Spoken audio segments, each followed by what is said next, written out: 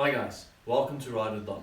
So as you guys know, today is Tip Tuesday, and the tips we're going to focus on is for when you are in your bike cave, or maybe just doing a few little adjustments to your bike, like your suspension, fixing something with a cable tie, or maybe just strapping something to your bike for easy carrying. So there's a few things that we're going to need for today's Tip Tuesday. First up is our trusty shock pump. Right, so I have a RockShox shock pump, but this will be applicable with any shock pump out there. Right,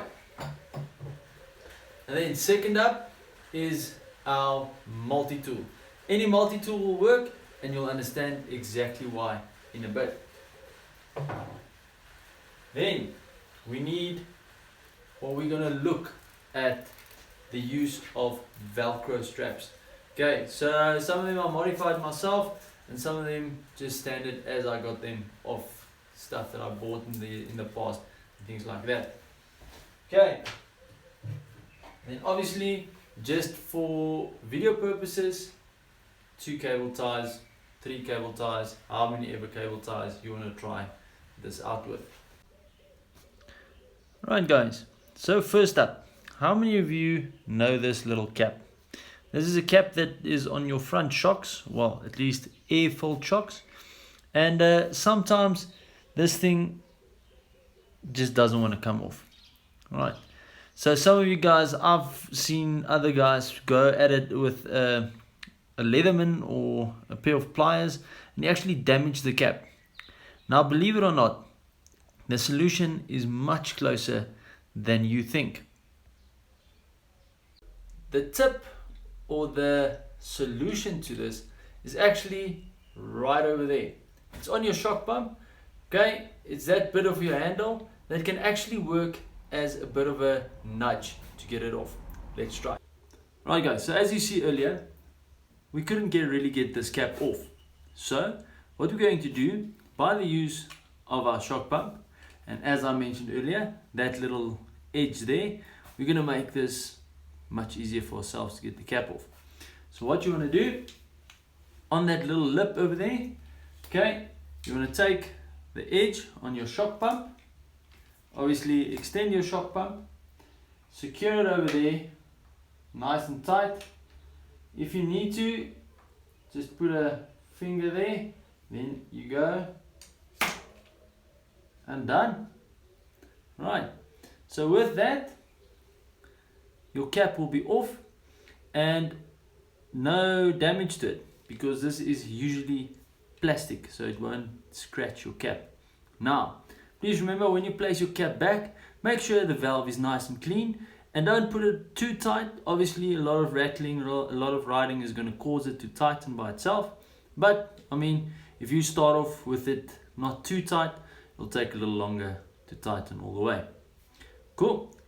Right guys, so the second tip is for when we tie stuff down with cable ties on our bikes. Now obviously, not all of us, well, I don't think some of us, but I don't think anybody likes unneat hosing and cabling from your brake levers and your shifters. So, easiest way to fix that is by cable tying some of your hoses together. But unfortunately, we don't always have one of these handy. Right, so myself, when I'm in my bike track, obviously I have pliers, I have cable cutters and things like that that might assist, but I might have borrowed it to someone or misplaced it or whatever, but then I luckily have one of these. So I'm going to neaten up this part with nice red cable ties so it fits my frame. So here we go. We're going to tighten that up.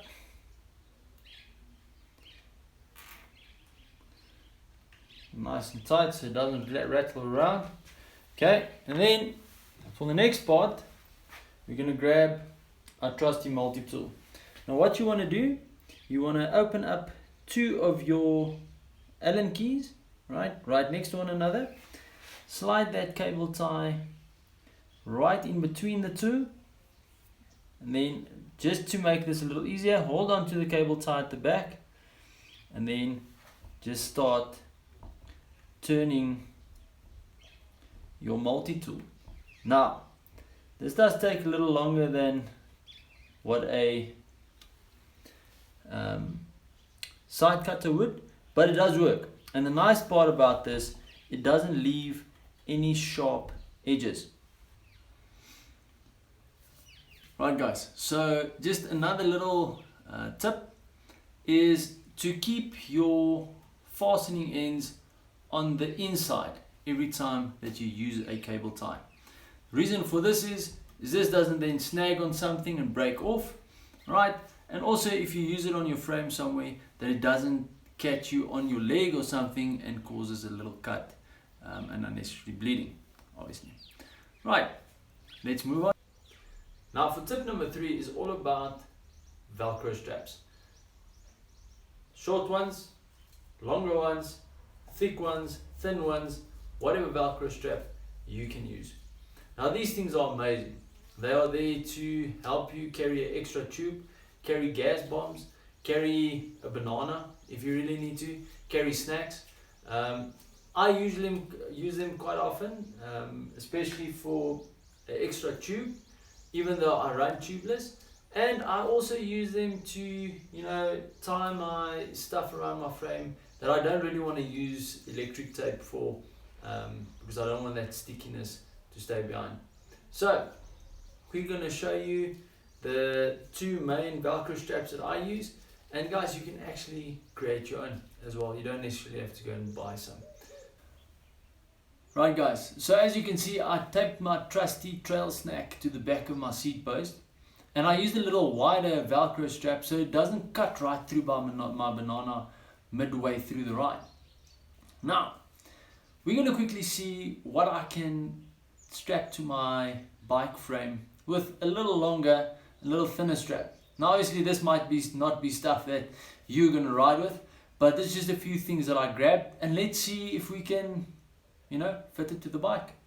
Cool, let's go.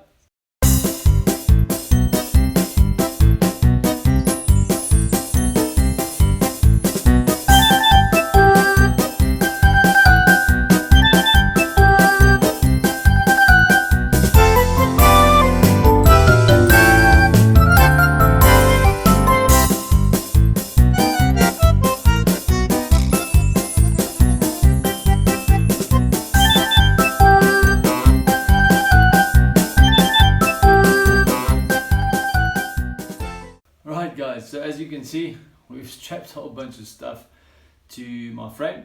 Now obviously I'm not going to ride with these things, but this maybe just gives you an idea of what you can do with these Velcro straps and why they're useful. So guys, again, thank you so much for riding with Don today. See you next time. Let's go.